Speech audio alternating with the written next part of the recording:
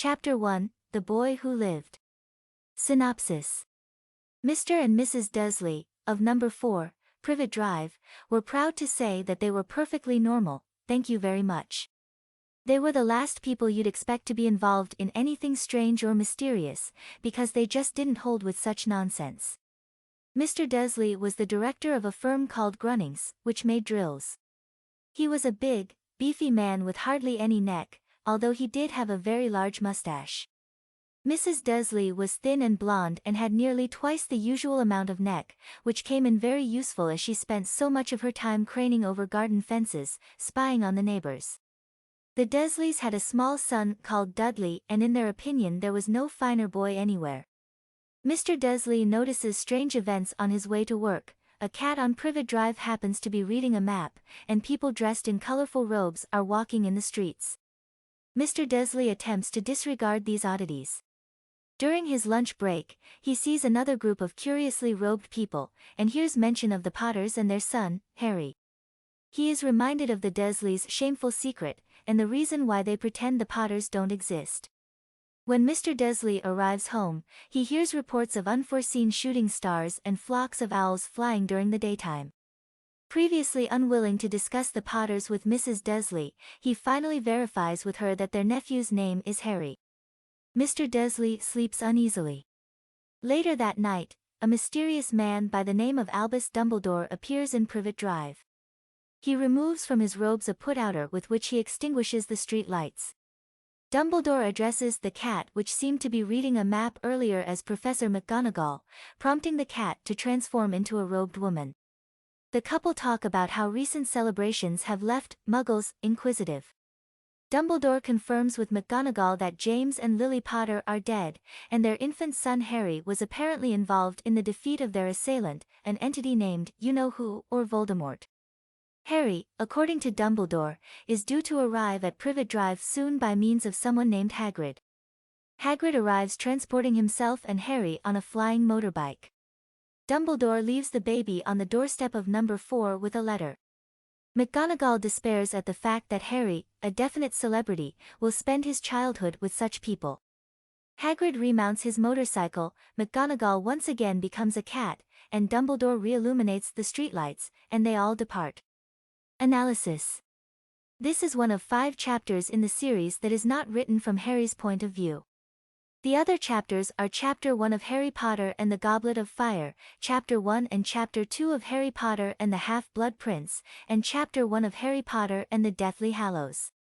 Evidence in the series indicates that Harry is born on July 31, 1980, and orphaned on October 31, 1981, Halloween night, when he is 1 year and 3 months old. Critics point out a lack of trick-or-treating and similar festivities on Privet Drive that night, but it should be mentioned that we don't actually see Privet Drive on the 31st, it is the 1st of November when Vernon Dursley drives off to work, and the night of the 1st when Dumbledore and Hagrid arrive.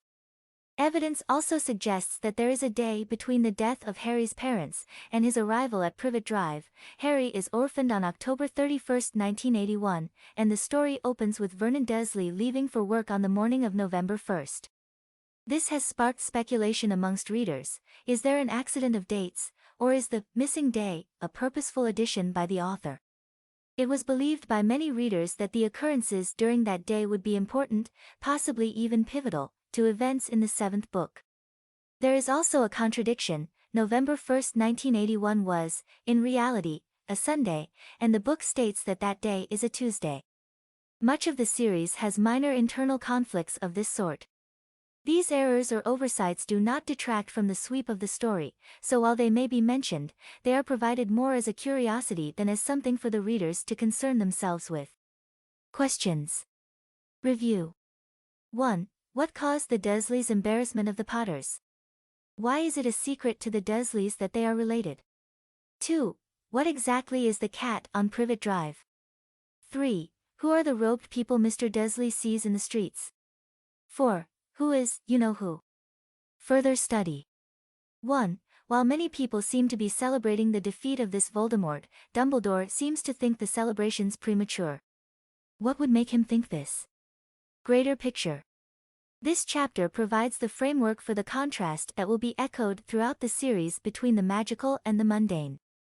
The events that immediately result in Harry's being orphaned are not discussed in this chapter, but are gradually revealed throughout the series. They are included here by way of reference. Harry Potter is orphaned when the Dark Lord Voldemort murders his wizarding parents, Lily and James Potter. Voldemort breaks into the Potters' house in the village of Godric's Hollow and duels with James.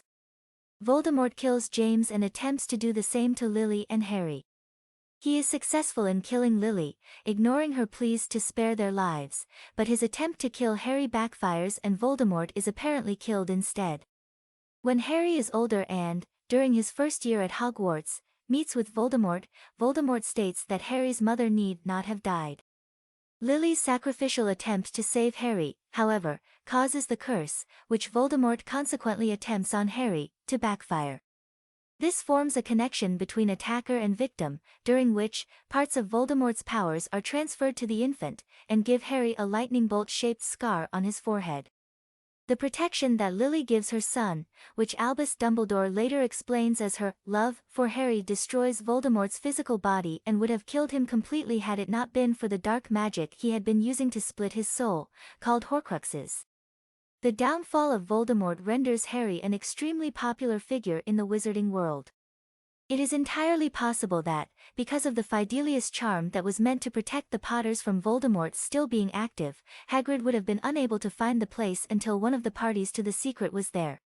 We can safely assume that Sirius, as one of James' closest friends, would have been aware of the Potters' location. In fact, he does say, in Harry Potter and the Prisoner of Azkaban, that he had seen the bodies and the destruction of the house, so he must have known the secret either before the Fidelius charm was performed, or by Peter Pettigrew, who we will not meet until the third book, informing him of it afterwards. It has been conjectured that Hagrid was unable to enter the remains of the house to recover Harry until Sirius appeared on the scene, and it could have been Sirius who actually removed Harry from the wreckage and passed him to Hagrid to carry back to Little Whinging. Hagrid does say, however, in Chapter 4, that he took Harry from the wreckage himself, so we have to assume either that Hagrid was in on the secret, or else that the Fidelius charm ends automatically when the secret it is designed to protect, in this case, the whereabouts of James and Lily, is no longer operative. We could speculate as to which it is, but given that the house is apparently visible to all wizards by the time of the 7th book, it is most likely that the charm had simply ended with Lily's death. The fact that Sirius had seen the wreckage was also thought to be significant. The killing curse does not affect things, only people, and so does not leave wreckage. So the house would have been intact when Voldemort died, giving us a standing house, 3 dead bodies, and Harry. Add to this the fact that in Harry Potter and the Goblet of Fire, Voldemort had his wand back, and we are drawn inescapably to the conclusion that someone, most likely Peter Pettigrew, was there with Voldemort, was aware of his downfall, recovered his wand, and perhaps concealed his body, and destroyed the house, either in revenge or in frustration, while leaving Harry untouched, likely out of fear that whatever had felled Voldemort would kill anyone who tried to attack Harry. We have found out since that the destruction in the house was restricted to the room in which Lily was killed and Harry was sleeping. It is possible that Pettigrew blasted his way out of the house carrying Voldemort's body rather than trying to carry it back down the stairs. The fact that Voldemort, in his memory of that night as viewed in the 7th book, does not recall Peter accompanying him is inconclusive. Voldemort does not seem to pay much attention to his Death Eaters, unless they are directly in his way.